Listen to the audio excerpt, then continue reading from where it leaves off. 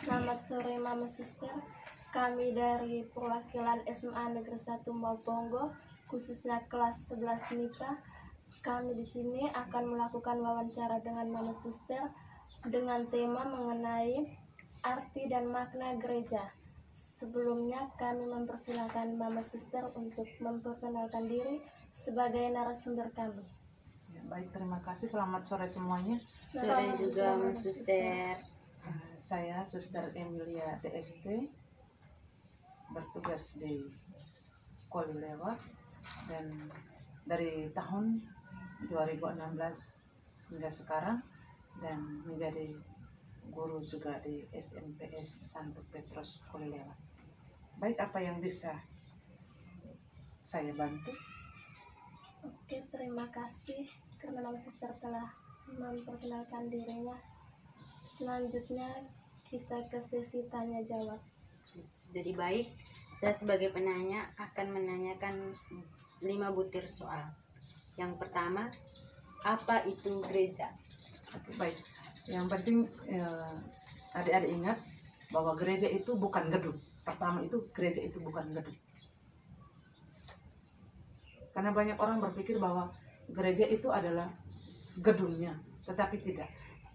Gereja adalah persekutuan umat Allah. Jadi kita ini adalah gereja.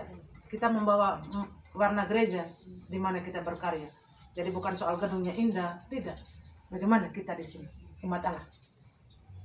Itu menjadi gereja. Gereja adalah umat Allah. Oke, kita lanjut ke pertanyaan yang kedua. Jelaskan arti, hakikat, dan konsekuensi gereja sebagai umat Allah. Baik, tadi saya sudah mengatakan bahwa gereja adalah umat Allah. Berarti punya hakikat dan konsekuensi sebagai umat Allah. Konsekuensi, hakikat sebagai umat Allah adalah kita menjadi saksi, pewarta. Kita menjadi saksi. Umat Allah menjadi saksi. Menjadi imam, raja, dan nabi di tengah umat.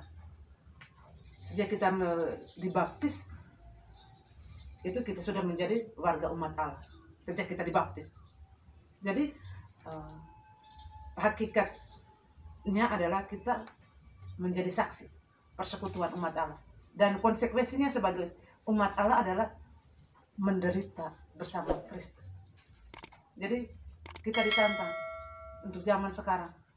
Apakah gereja tenang saja? Maksudnya umat Allah, pribadi-pribadi yang ada di dalam persekutuan umat Allah itu tenang saja kalau kita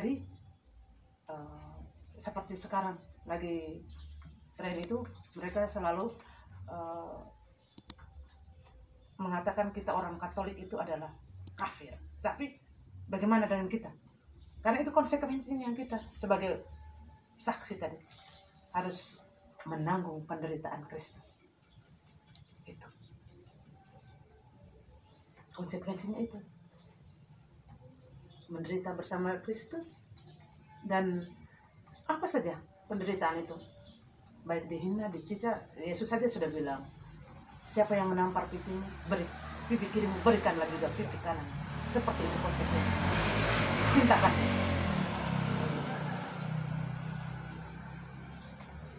Kita lanjut ke pertanyaan yang ketiga. Jelaskan hubungan antara hakikat dan konsekuensi gereja sebagai umat Allah. Oke, baik. Hakikat, konsekuensi sebagai Umat Allah. Oke. Seperti yang di pertanyaan nomor 2 tadi, hakikatnya bahwa kita menjadi persekutuan, saksi-saksi, pewarta di dalam kita ini adalah kanisa gereja, maksudnya tubuh Kristus.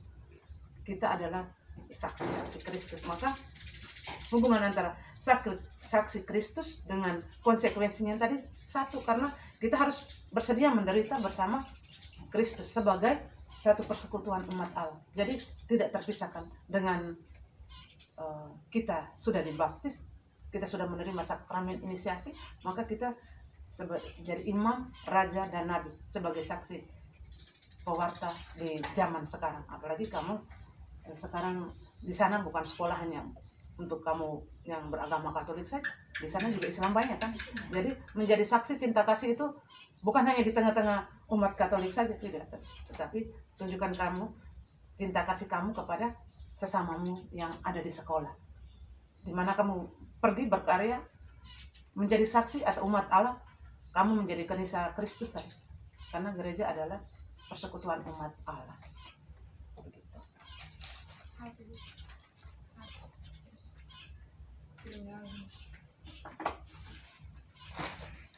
Terima kasih atas jawaban nomor 3. Dan sekarang kita lanjut ke pertanyaan berikutnya. Jelaskan apa saja yang menjadi tugas kita sebagai umat Allah dalam membangun gereja. Oke. Sejak kita dibaptis, kita sudah menjadi imam, nabi, dan raja. Itu tugas kita menjadi tugas kita itu sebagai imam, nabi, dan raja. Bukan hanya imam itu yang pastornya atau katekisnya, tidak. Kita yang semua menjadi umat Allah ini, itu kita sejak kita semua dibaptis, memang kaum tertabis itu hanya para imam. Kita ini yang hanya terbaptis, yang tertabis itu hanya kaum imam. Tetapi sejak kita dibaptis, maka kita sudah menjadi, tugas kita menjadi imam, raja, dan nabi. Oke, selanjutnya apa makna gereja sebagai umat Allah? Oke. Makna gereja sebagai umat Allah itu pertama itu sebagai persekutuan. Persekutuan di mana kita umat Allah komuni. Komuni itu kan persekutuan. Bukan datang komuninya waktu kita terima komuni, tidak. Tetapi kalau kita sudah dimasuk dalam umat Allah, menjadi satu persekutuan umat. Lalu seperti tadi Mama Suster kasih pembinaan tadi juga tentang persekutuan. Jadi sebagai umat Allah, kita sebagai gereja itu memberikan makna yang sangat mendalam untuk kehidupan gereja kita. Gereja seperti saya katakan tadi, kita membawa diri kita itu membawa gereja. Karena di dalam pribadi kita, di dalam diri kita masing-masing itu sudah ada menjadi, hati kita itu menjadi bait Roh Kudus Allah. Jadi makna dari gereja sebagai umat Allah itu adalah membawa persekutuan Kristus punya. Jadi kita kemana saja ada Kristus yang ada di dalam diri kita. Jadi gereja itu bukan sekedar gedung yang tadi seperti saya sudah jelaskan tadi, bahwa kita ini adalah umat Allah, gereja itu kita, dan maknanya bahwa kita menjadi satu persekutuan bersama Kristus. Persekutuan di dalam Kristus yaitu persekutuan adalah komuni, meja, altar, satu kurban. Berarti setelah kita menjadi satu umat Allah, maka apapun yang terjadi, penderitaan, cercaan, kegembiraan, kekecewaan, itu menjadi satu dalam persekutuan umat Allah. Jadi satu orang menderita, bukan berarti dia sendiri yang menderita, tidak. Satu persekutuan itu akan menderita. Jadi kita juga sebagai umat, sebagai imam, nabi, dan raja tadi mewartakan apa saja? Mewartakan kebaikan, cinta kasih. Jadi mewartakan bukan pergi gosip orang, itu bukan mewartakan, tidak. Tetapi mewartakan cinta kasih Kristus yang sudah ditanamkan sejak kita dibaptis, bahwa kita, hati kita, tubuh kita adalah kanisa Roh Kudus.